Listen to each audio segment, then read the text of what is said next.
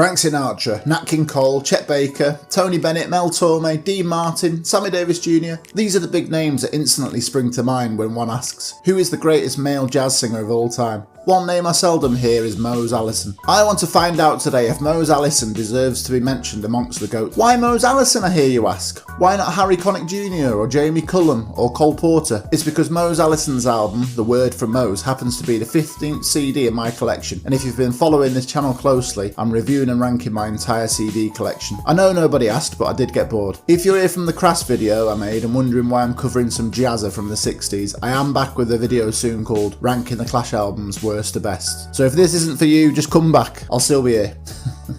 The Word From Mose is in my collection, but well hidden as part of the 20 CD album box set called Atlantic Jazz Legends that was released in 2014. Due to the presence of John Coltrane, Mel Torme and Charles Mingus amongst 16 others, Mr. Allison somehow passed me by. The Word From Mose was Moses's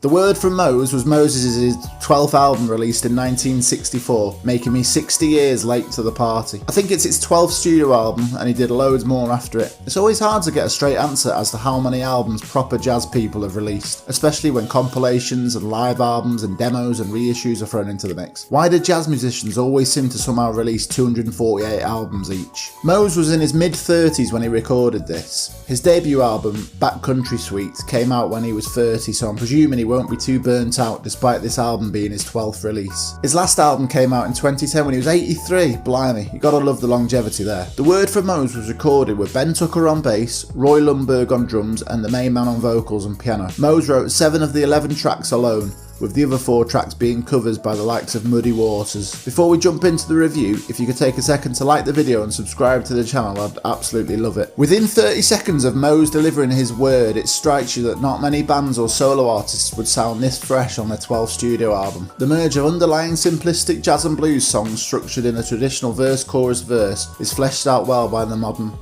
may be the wrong word, imaginative approach Mr. Allison takes to his piano playing. The close harmony semitone clashes and busy New York hustle and bustle Morse code syncopated rhythms are adventurous enough to pique interest but not too offensive like some of the free jazz offerings around at the time that both casual listener and avid jazz fan can still enjoy. Mose's voice is like a mixture of Paul Simon in a really groovy mood and Chet Baker if he was straight edge and just fell in love with his childhood sweetheart and they lived happily ever after and he never ever had his heart broken. It doesn't matter if Mose Allison is boasting about the time he had breakfast with a tiger in the upbeat Wild Man or considering self-harm in the slowest jazzy blues depressive outlook I'm not having a very good day number days like this. His vocal approach is exactly the same, fairly monotone. It's generic and I could probably list 20 jazz singers I prefer, but his voice still suits the style well. The same can be said for the blues number Rolling Stone. His voice is okay, but I'd much rather listen to the dirty sound and passion of a howling wolf or Leadbelly. Mose is a nice guy, but not as the incels use it. A genuine nice guy who doesn't sound like he's been through the rough side of life. If he has, he hides it well. All the best singers are the ones who have lived and have plenty of stories, both dreams and nightmares. Mose Allison is a bit vanilla, even if there is no denying he has good vocal chops in terms of range and technique. Album highlight, New Parchment, has a Dave Brubeck feel to it whilst remaining in 4/4 like the rest of the album. Mose's piano solos are anything but vanilla, often going off-road to what the standard bass and drums are offering him. I'm not talking could easily have swapped Mose's vocals for Lee Morgan's Sidewinder-esque trumpet playing. Can't stress this enough, Mose Allison is a fantastic pianist. When he isn't singing, the trio are akin to the likes of the Bill Evans trio. It's evident Jules Holland has listened to and been inspired by Mose, particularly in the left hand. The solos are never overindulgent, the bass and drums do their own thing within a sensible context to what has been previous. It's accessible jazz a casual fan could listen to and not find too taxing. It's admirable that Mose has the talent and ability to go over the top for ages with his solos, yet is great at keeping his ego in check and always wants to stay true to the song first and foremost. There are many piano solos, but Mose Allison has spacious, rhythmical and harmonic intelligence to know how to keep every solo passage interesting and developing to further the song in a positive way. The only time I thought a solo didn't really work was on the album's opener, Fool Killer.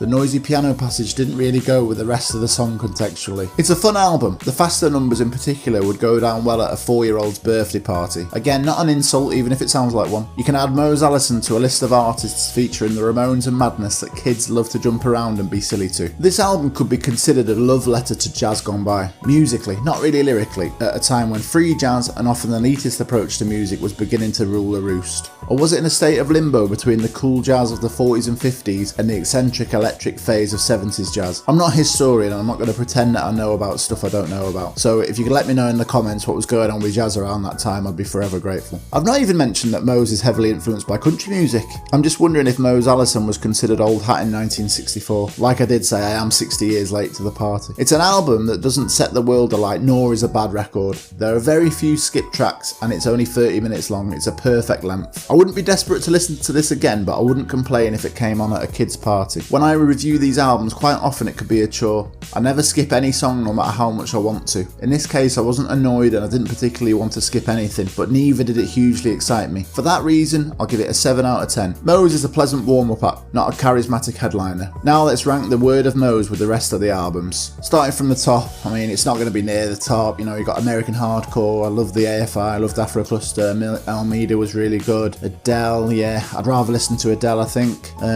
It's Around the All, Christina Aguilera. Christina Aguilera, that album was way too long, and I think I prefer Masked Murder to this, so I'm going to put Mose Allison, The Word of Mose, right in the middle of the chart at number 7. So with Mose Allison in at number 7, let's do an updated list of the charts. So number 15, AFI, December Underground. Number 14, The Addicts, 27. Number 13, And You Call This Civilization, a punk rock compilation. Number 12, we've got AFI with Sing the Sorrow. Number 11, Akala, Freedom Lasso.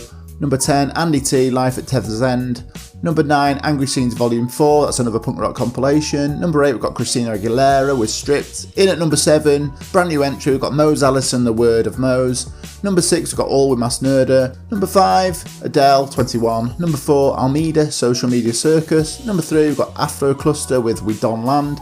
Number 2, AFI with the All Hallows EP. And number 1 is another punk rock compilation called American Hardcore, but it has been disqualified because it's not really an official album. So I'm looking forward to seeing if a proper album will knock that off the chart eventually, because we can't have a compilation sat at number 1, can we? Come on, even though it is really good. Thanks for getting this far into the video. Who is the GOAT of the smooth jazz crooner genre? Where does Mose Allison rank amongst the greats? Is there a better Mose Allison album I should give a listen to? Leave your thoughts below, I'd love to know what you think. See you in the next video. Like and subscribe and all the other stuff YouTubers say. It does really warm my heart whenever I see an extra subscriber or a like or a comment. It's absolutely lovely. It's lovely to interact with people. Yeah, see you in the next one. Thanks for watching.